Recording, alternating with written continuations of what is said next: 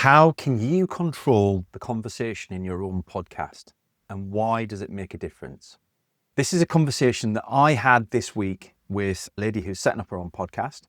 She asked me, we were talking about her first recorded episode. She'd recorded one episode with a guest, and she was a little bit frustrated because despite the guest being an amazing speaker who keynote speaks all over the world, the podcast episode ended up being focused quite tightly on that person, what they wanted to talk about, their business and what they do for their customers, which wasn't the point of the podcast. It got away from it.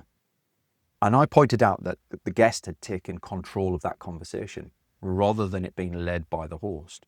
And that was a light bulb moment for Sarah, because now she realized why it had gotten out of her comfort zone, why it quite wasn't delivering the value that she'd hoped it would. And what we talked about was how you can control that conversation much better. So I fell into this same trap myself when I first started my latest podcast, which was much more focused on people I'd never met before, people who needed introducing into the podcast, who needed introducing to my network. And I invited the first few to introduce themselves. And let's be honest, when any of us get talking about our business, it can take some time to fully explain it all. There's a lot of detail in that. I know I can do the same thing. So what I brought in when we started season 2 was me introducing it via a very short, condensed and concise bio from an outsider's perspective.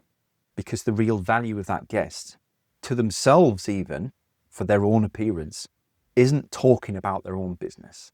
It's talking about their experiences, their knowledge, why they do what they do, the journey that they've been on, some of the stories from within that.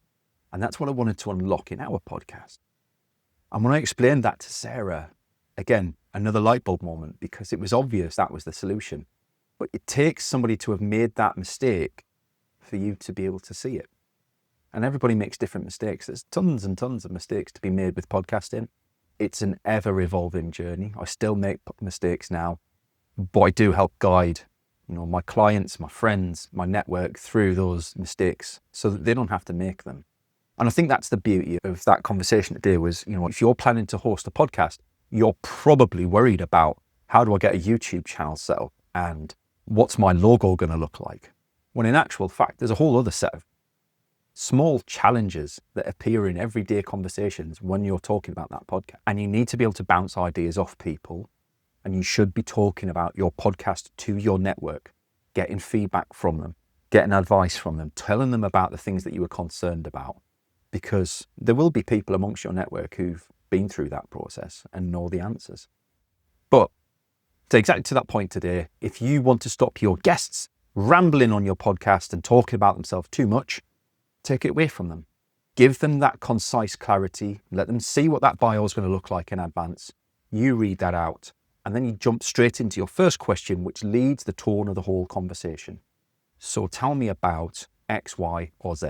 And then it's more guided by yourself. Your job as a host is to guide that conversation, to remain in control of it, stop them waffling on, stop them meandering.